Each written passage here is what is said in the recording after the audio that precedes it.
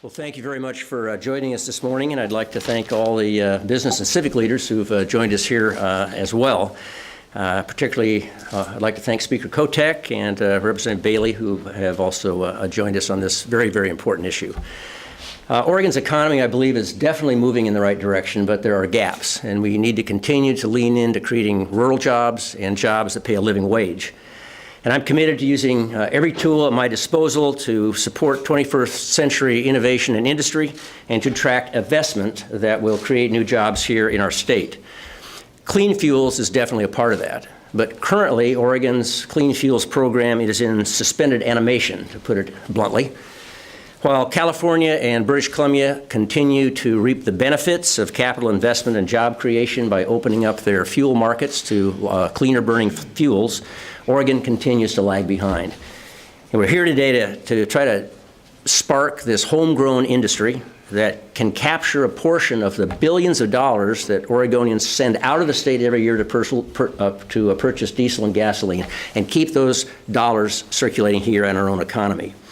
By building on this potential, I think here in the state of Oregon we can grow, produce, and deliver fuels to support the creation of new family wage jobs, particularly in rural parts of the state.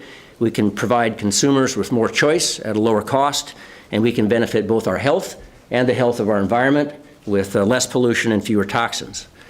Now, as you know, the Department of Environmental Quality has only partially implemented the Clean Fuels program that was adopted by the legislature in 2009. That program was designed to reduce the carbon intensity of our fuels by 10% over the next decade.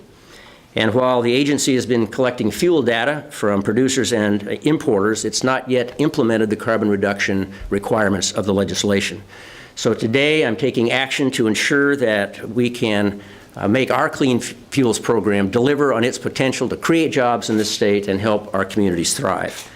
First, I have directed the Department of Environmental Quality to fully implement Oregon's Clean Fuel program. This will provide the regulatory certainty for companies that want to invest in jobs, in alternative fuels, in vehicles, and in the infrastructure that's necessary to move these fuels to consumers.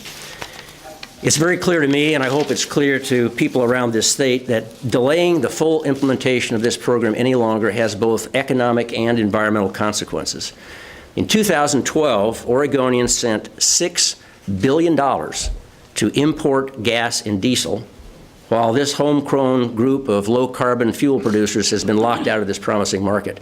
And to put that into perspective, $6 billion is 13 times as much as the state of Oregon spent on all post-secondary education in 2012.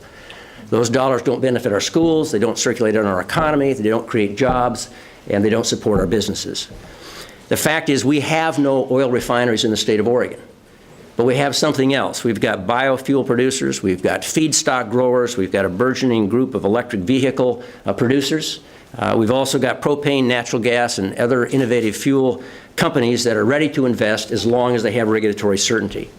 That means jobs for the state of Oregon.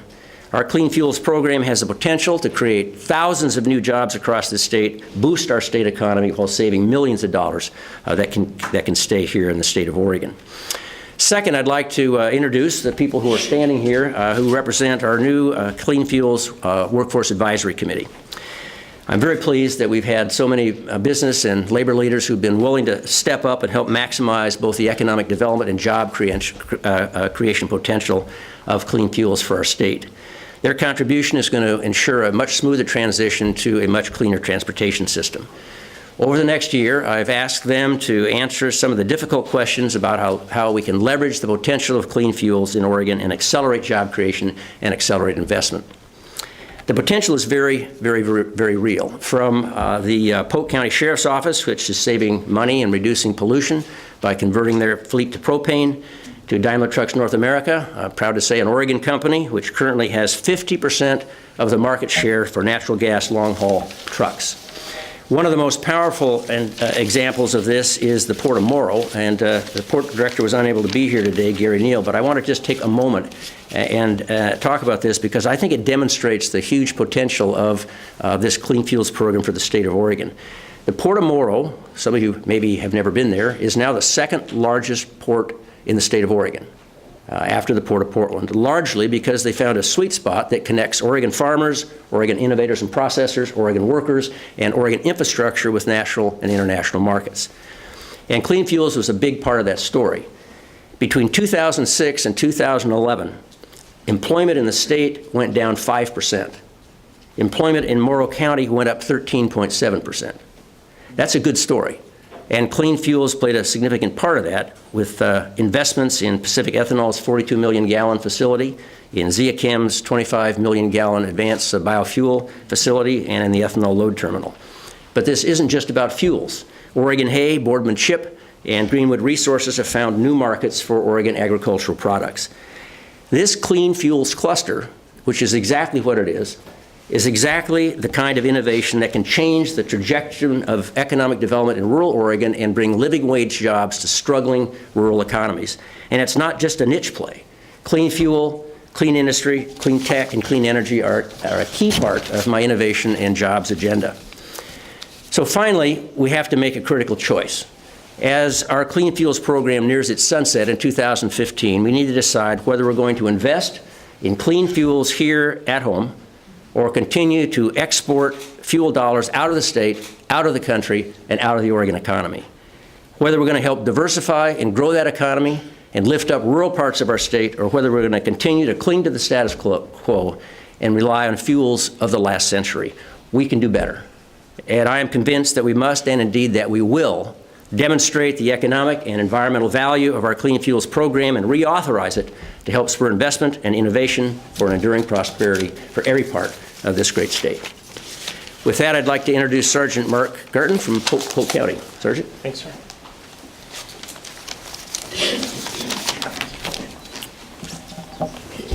In 2012, the Polk County Sheriff's Office were looking for ways to save money.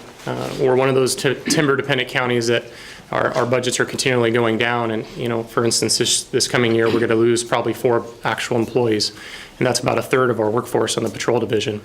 And so one of those ways that we decided to look to save money was to switch some of our vehicles to propane. We switched 10 patrol cars, 7 Crown Victorias, 2 Chevy Tahoes, and a Ford F-350 pickup to propane. It's called autogas. Basically with that, we're going to save around $35,000 a year. Blue Star Gas was able to actually come in and provide us with a fueling station on our Public Works Department area, because there isn't any fueling stations around, but so we have our own local supply of that. And with that, where there's no loss in horsepower, no loss in acceleration, you can't even tell really that it's on propane, except that it's quieter. Longevity of the car is supposed to last longer, and the bottom line for us is we're going to save $35,000 a year. That's for us. Sometimes for other agencies, maybe a lot of money. For us, that is a lot of money for us. It could be the tipping point between laying somebody off or keeping somebody employed, and that's the reason we did it. And it saved us money, and it works for us. And so I appreciate the opportunity to be here, Governor, and just give that little information out. I did bring a car if anybody's interested in looking at that. It's parked outside. I'd be happy to do that for anybody. So.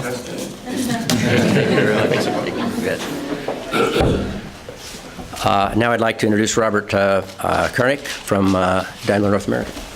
Thank you. Good morning, everyone. I'd like to thank the governor and his staff for inviting us to join this elite team. Daimler Trucks North America, as many of you know, have owned Freightliner Corporation for a number of years. I think most of you don't understand how many. Daimler bought Freightliner Corporation from Consolidated Freightways in 1981.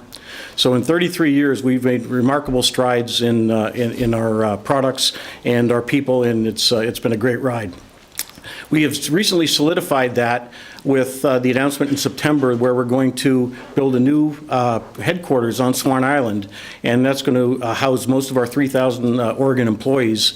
It's going to be a 256,000 square foot facility, and it's in the neighborhood of about $150 million. But that's what we're really here to talk about, is the products and how we improve our fuel economy and reduce costs for our customers and things like that. With today, we are the market leader in clean diesel vehicles. Now, a lot of people say, what's a clean diesel? Today, a clean diesel vehicle running down the road, you can run 80 trucks today that are 2014 emissions, and it will spew out the same amount of emissions as one unit did in 1998. 80 units to one.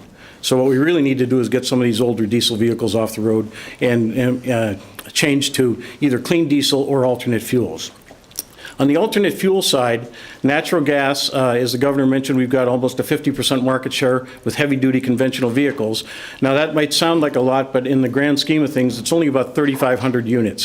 This has been very slow technology to be accepted, and basically it's because the infrastructure is lacking.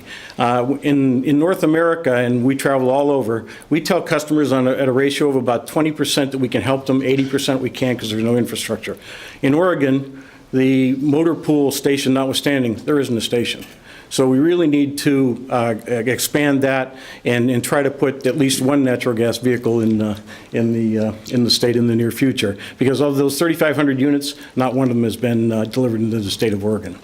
So if we can get just a small number of stations, it's not a huge number, maybe 12 to 15 stations strategically placed around the state, we could immediately start saving customers money, reducing the imported oil, really reduce greenhouse gas emissions. And again, thank you, Governor, for allowing us to participate. Thank you very much. I'm sure we'd be glad to answer a few questions, including my colleagues. Governor, help me to understand this program, the Clean Fuels Program, has a sunset in 2015.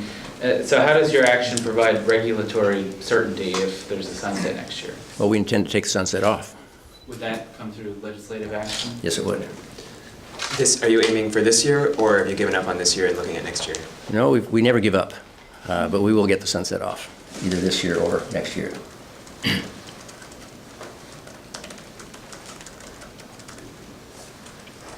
Yes? There aren't really any opponents to the program on your advisory group, and folks I spoke to who are opposed to the program say it's just not a fair process. What's your response to that? See, providing regulatory certainty is not a fair process. I guess I don't agree with the very premise. I mean, right now there's a monopoly, fossil fuel monopoly, that is freezing out Oregon companies, Oregon producers, Oregon agriculture, Oregon jobs, and we do that by sending, as I said, billions of dollars out of the state to buy a product that we can produce in the state. And it doesn't make any sense to me, and if we believe in the free market, which I believe the opponents would say they do, we are creating a free market that allows people to compete on the basis of quality and cost and access. And you know, the other interesting thing to think about here when you talk about the market, Oregon sits in about halfway down the 5th largest economy in the world. And part of the measure that we signed in October in California, the West Coast Energy and Climate Action Plan, is designed to align energy and climate policies along the West Coast and use this enormous market to accelerate the transition to a sustainable, clean economy. This is a key element of that larger strategy.